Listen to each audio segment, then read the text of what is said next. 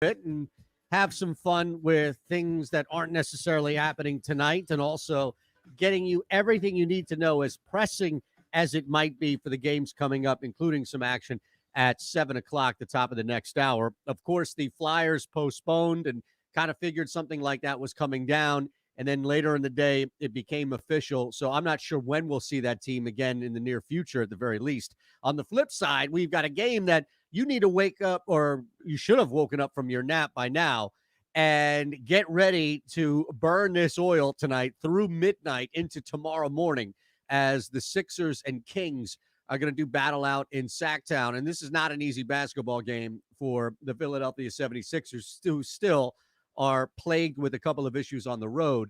But there are some interesting aspects to value, if you will, for tonight. And it's all about individuals. And Adam Thompson, bookies.com, is going to join us coming up at 6:30 tonight before we hit the live action at 7. I know that Duke Notre Dame game, some other college action winding down, finished up as we kind of flip that page into the evening. So between things that are not Flyers related on the ice, to the Sixers Kings start there, and then look at some other games, including Utah, mind you, on another later game, through where we were last night. And I thought we did a pretty damn good job of creating our own odds for Carson Wentz's future. Well, now that's available on the global market. And I'm looking at this here where you can physically bet on these odds. I have a beef with where they've been set specifically for what we put out, and I still have them here in front of me. But let's look at tonight, for example, because I think if I can provide, at the very least, a break, and this is for me as well, because I spent 2 hours earlier today talking about it. It's reality. Even from a betting standpoint, we can't escape this thing with Carson Wentz. So if I can just take a quick, small little breather from Wentz and look at this game tonight between the Sixers and the Kings, I actually do feel that if you were going to make a play on the game itself, it would be the under, mainly because the biggest challenge, despite Hassan Whiteside coming off the bench as another body on top of Rashawn Holmes, the biggest challenge is really slowing down Joel Embiid, right? I mean, that's essentially where things begin and end for a lot of teams, but at least start, which is slowing down Joel Embiid. So if you were going to look at the total now, around 231 and a half, 232, depending on where you get it, I think that's where I would begin. The points are a little different. We'll get to that. I've made a play on it as well, but the true value is going to lie in individual plays tonight. And Joel Embiid over, I think, is the obvious slash more comfortable way to begin when you look at player props. But as far as where we are with this game and the total itself, you do have a Sixers team now that, despite how strong they are continuing to be at home, and despite how good of a basketball team they are overall, there still is a concern about flipping that switch, depending on who's healthy and all on the road. And on the flip side, you've got the Kings, who are way better than just this 4-game win streak. They've really put together, over the last 8 games, they've really put together a strong performance, only dropping one in that frame. So this is clearly a different team that started out struggling and suspect.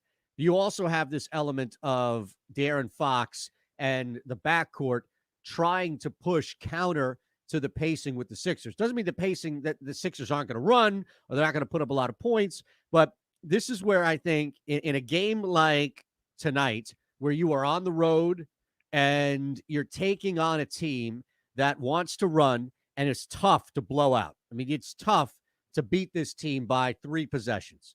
That would be the start of a conversation of a blowout, somewhere in that 3+ possessions of margin of victory.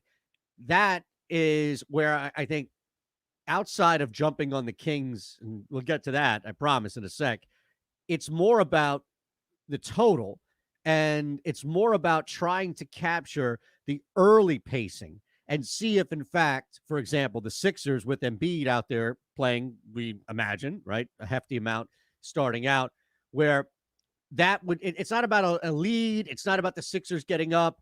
Embiid's going to get his regardless if it's Holmes or Whiteside. They're not going to stop him. But it's more about who out there on the floor is truly going to dictate the tempo, the pacing of it. Is it going to be De'Aaron Fox? Is it going to be the Kings? Or even if the Sixers are down, someone like Joel Embiid? Now, we've seen throughout, and that's what's been so special about this start for Embiid, is he does, when he's out there and he's cooking, he is dictating tempo and pace of the game. And they still run. It's not like, oh my God, he's a statue. They can't do anything. And this is like half court basketball. It's far from that. Far from that. It's more about looking at it with the eyes, knowing the Sixers themselves are going to have an opportunity to slow Sacramento down.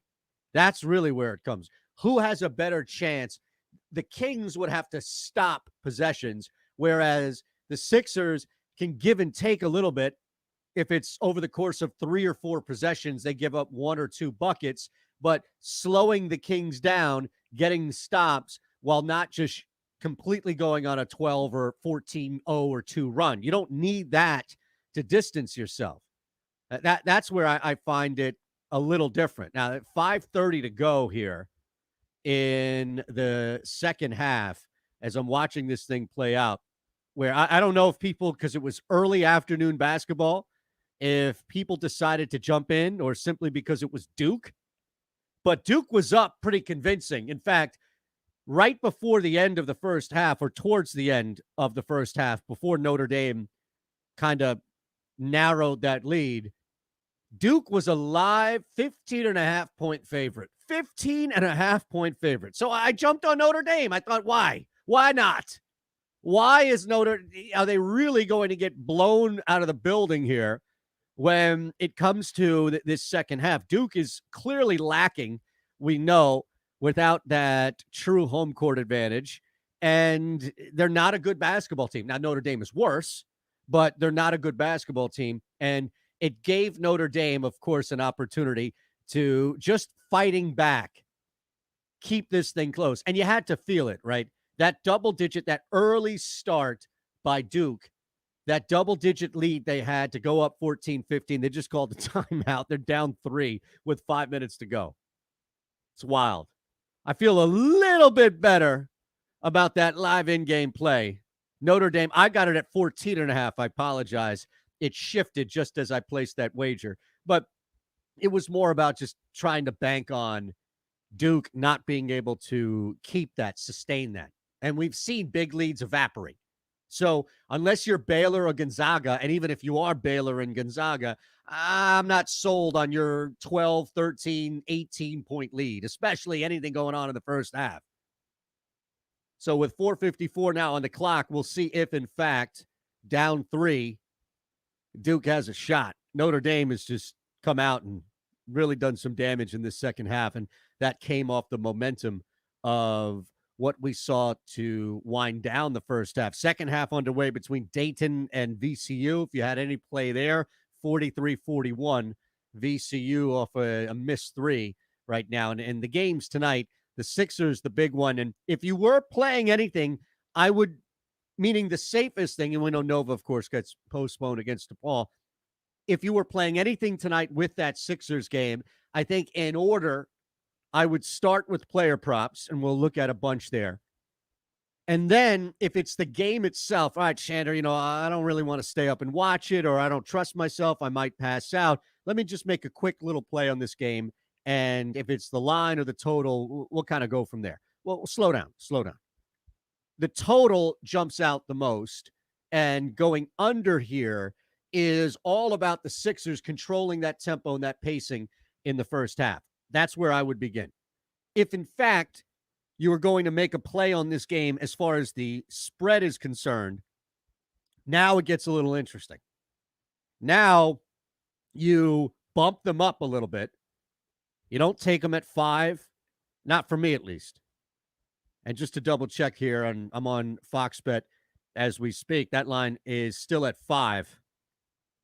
Boston getting 6 tonight. No Mike Conley in Utah. That just seemed 2 possessions. That just seems like a lot. Money line's moving with the Sixers, by the way, as we speak. Kings bumped up now to plus 170. Sixers still at minus 213. That's not a gigantic. That's not like Portland even hosting the Magic. But here's the thing with The Sixers game tonight, the total, fine, 231.5. Now it's moved up a little bit. Let it rock. You have time. See if that thing goes any higher. If it drops to 231, then you know it's going in the opposite direction. Just jump on the under then. You might even get it to 232 or 232.5 if you really want to be greedy. I doubt it, but 232 seems doable. The game itself, I don't trust 5 yet. 6 to me is the key number. And I'd like to go over. I'd like to go over that and still take the points with Sacramento because how red hot they are, how difficult they are to truly blow out.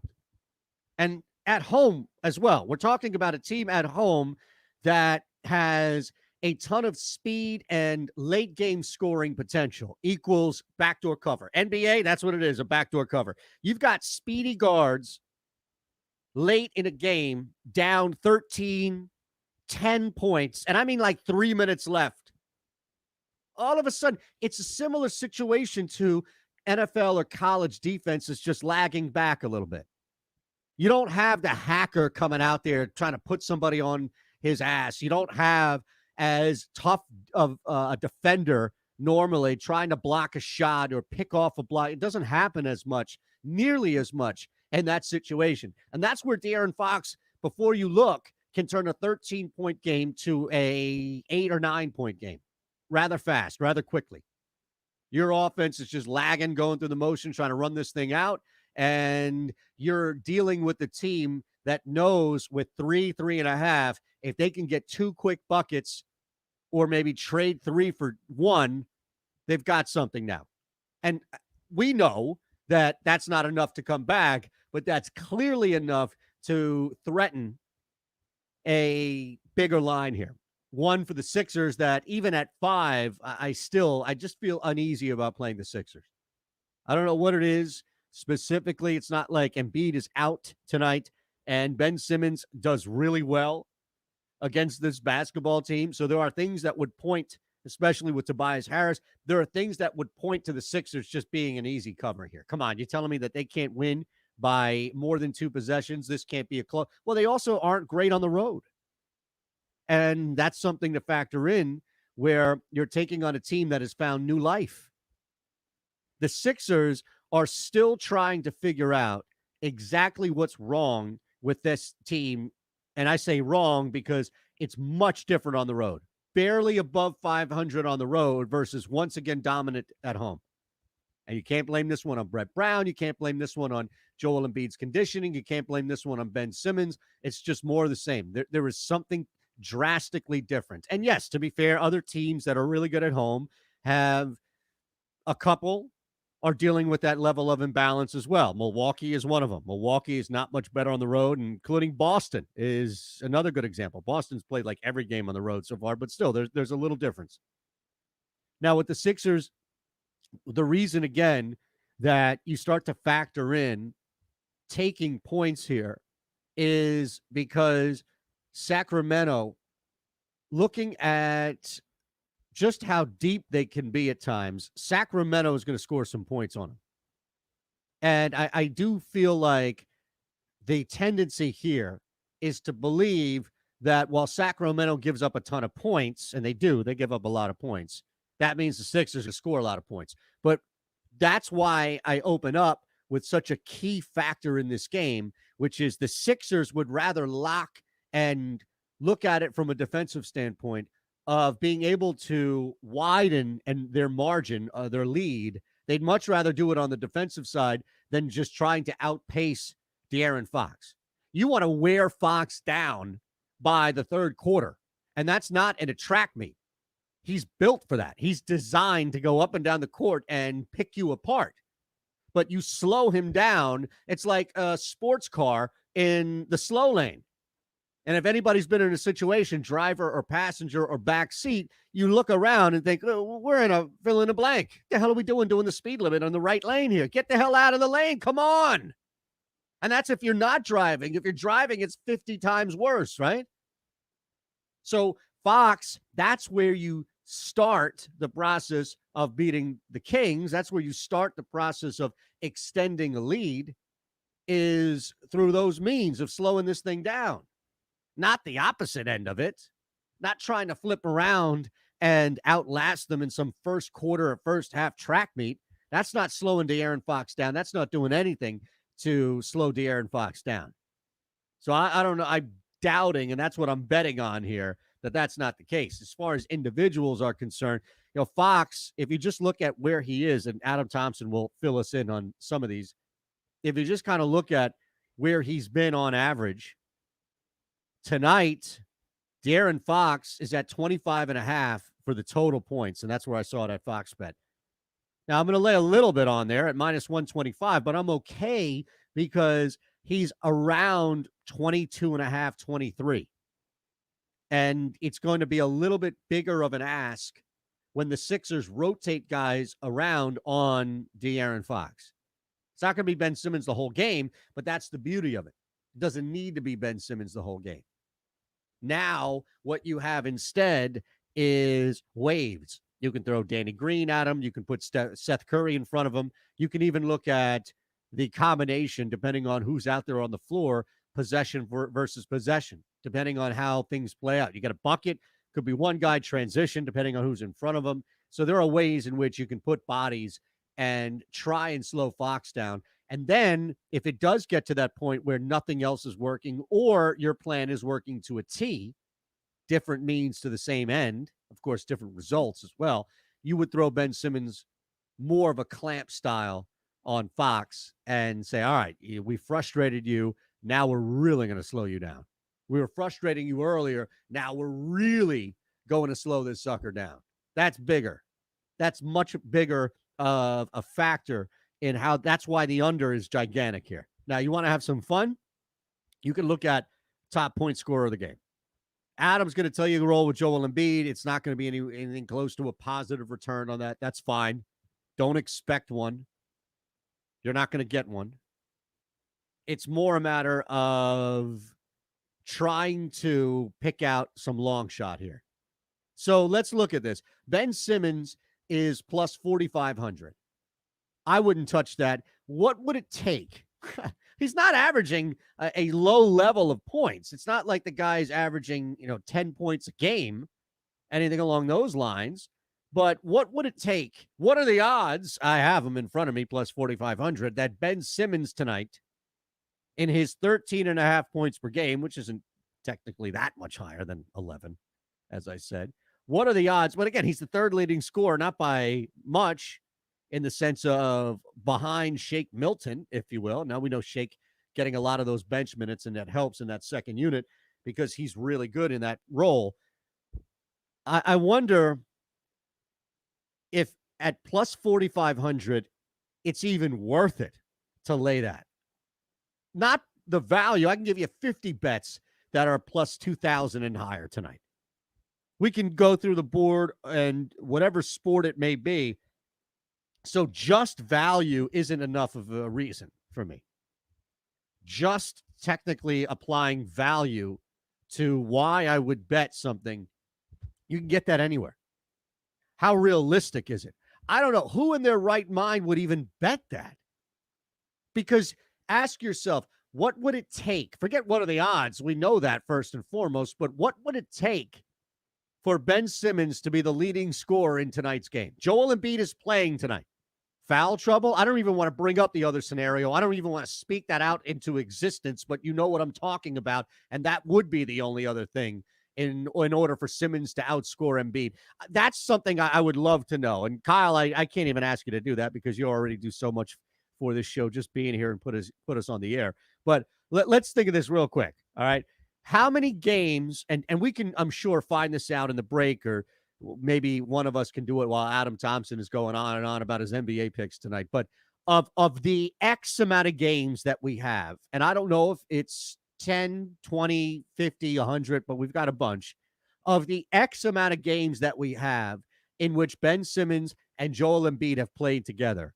How many of those games equal Y, which is Simmons outscores Embiid? How many times do you think Ben Simmons has outscored Embiid in which Embiid is not left due to injury? Wow. One? I don't even know if it's one. I'll look at it from a percentage standpoint, probably less than 5%. I mean, I can't think of. And Embiid played all 4 quarters, correct? Doesn't leave due to injury or anything. Okay, let's qualify this. He doesn't leave due to injury, but he can foul out. So if the dude fouls out, I don't know. That's fine. Let's apply that. But not leaving due to injury. And think about it. Like, go less than 5%. I mean, it's got to be in the single digits. Yeah, but only I think it's single digits, Kyle, only if there are a lot of games played. Like if they've only played, and it's not going to be 40, but for example, like if they only played 40 combined games together, which we know they haven't, then I would say no, 0. But if they've played like 350 combined games together, then I would say, yeah, okay, I could see maybe 4. But even then, think about the scenario. Like, what would be the scenario? What happens when you Google that? How many times has Ben Simmons outscored Joel Embiid? Googling it right now. Right? Because already have 41 games of play. Yeah, I just wonder, looking at, and you're going to get game by game stuff. I don't think, unfortunately, we would have to ask somebody. Yeah, it's just. I'd have to ask. Just saying there's separate amount of games they've played. See, this is the problem. Now I have to text somebody who I would normally text to come on, and I have to waste a favor. Yeah, because I'd have to text Kurt Heelan, and he would be able to find out database access and all. But that's like wasting a favor. That's like wasting a favor because then I'd have to give him the same amount of allotment before I hit him back up to come on the show as if I did to hit him to come on the show. He's not going to come on after. They're like, come on, man, I just did you a favor. Give me a week or so. Let me breathe. So that applies to anybody, local or national. Doesn't matter who it is. There aren't many people who are willing to just come on as much as possible here. But I can't even find it. I have the regular season minutes they've played together, but I don't have the game amount. You have the amount of total minutes. 3,956 regular season minutes together. Now, why would they give me that and not the games? What can we do with that math? I don't know if we can do anything with that math. We could, say they each average 30 minutes a night and divide that. And then that will give us an idea of, the realm that we're in. I don't know. Should we put this out on Twitter, maybe? Yeah, I'm going to put it on the Fox PHL Gambler Twitter. Of the combined games that Joel Embiid and Ben Simmons have played together, how many times has Ben Simmons outscored Embiid, and then maybe in parentheses minus injuries?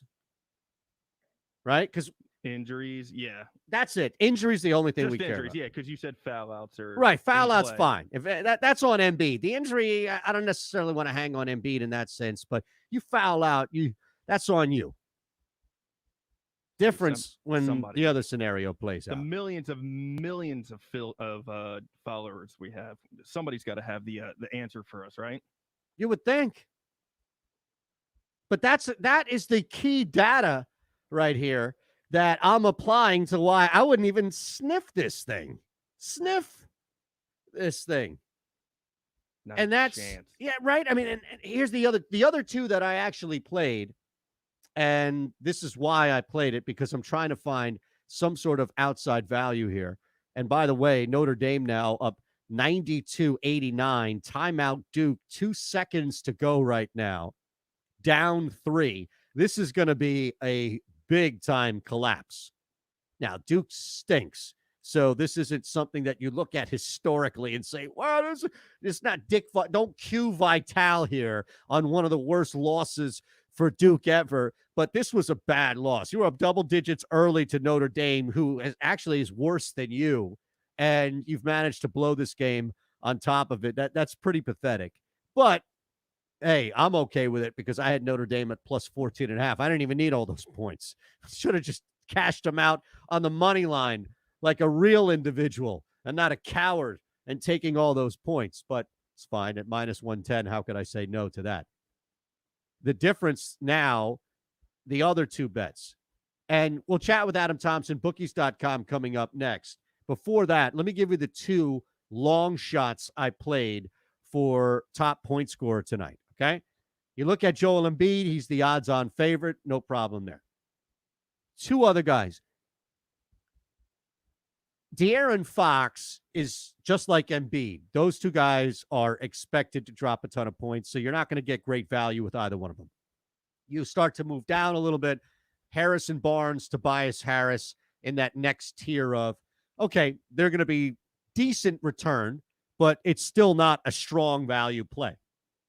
And I'll get you those specific ones right here as we look at this, because at least for me, if I were going to take a shot and try and figure out, who exactly could be the high scorer of the game, I wanted something insane of a return. I want plus 5,000, something along that.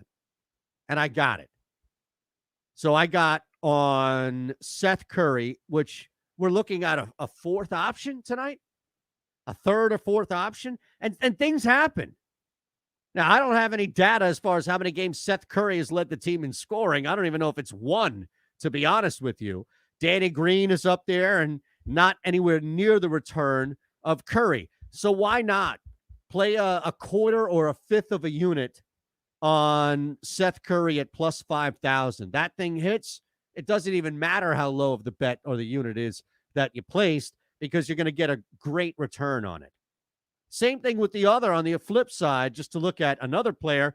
It's not Tyrese Maxey, but Tyrese Halliburton. He's this third option, fourth option, rotating type guy, rookie, who can light it up. And if the Kings start to struggle, or if De'Aaron Fox truly has the clamps down on him, and it's Harrison Barnes trying to carry the load, you'll see openings. And that's where someone like Seth Curry on the Sixers side, or somebody like Halliburton on the other end, and Notre Dame has closed out and won that basketball game. Wow.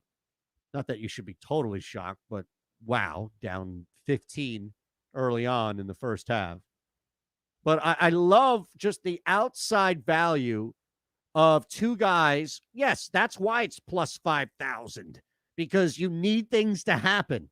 You need a couple of guys to struggle. You need somebody in foul trouble. This is not an easy ticket to cash here by any means, which is why you don't place a ton of money on it, or even a full. You don't even place a half a unit. This is a quarter type unit play here, where you take Halliburton and Curry each at plus 5,000 to win this thing. Went under 25.5 for De'Aaron Fox. Give you a little bit more on that as far as why. Adam Thompson will tell you. And then the only other thing I was saying about the game itself before we break and let Adam explain it from other elements, because he doesn't play this game from a spread standpoint tonight, is if you're going to play this game, trust your brain here. Don't play your heart. Oh, Sixers, man, don't do that.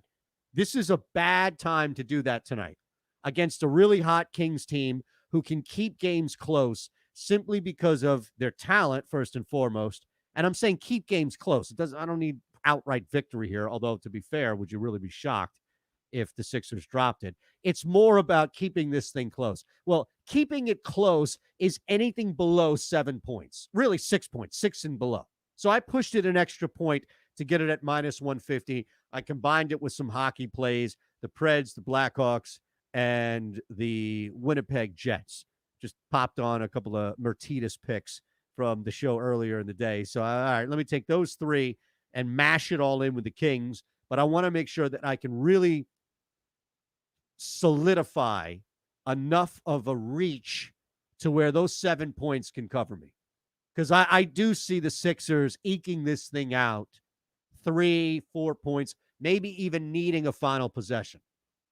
I got to stay away from overtime, because that's where I think the Kings could wilt, run out of gas entirely, and you see, like a 12-2 run or something like that. That's what I don't need. So if this thing goes to overtime, the total might be cooked, but it's definitely that +7 that's going to be cooked as well.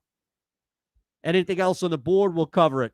College hoops tonight starting at 7. NBA tonight starting at 7. We got it. Alabama, South Carolina is about to tip in a minute, so we'll follow that around tonight.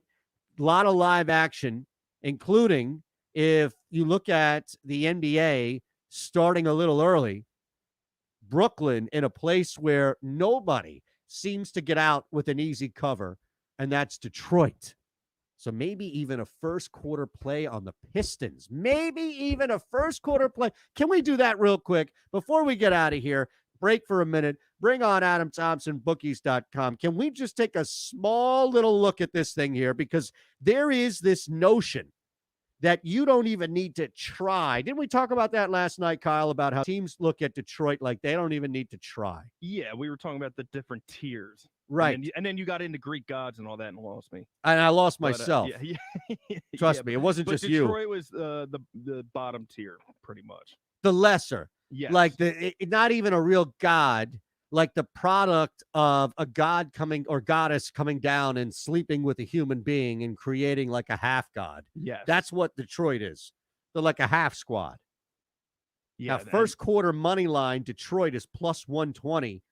I'm going to take my winnings from Notre Dame and put that right on the Pistons.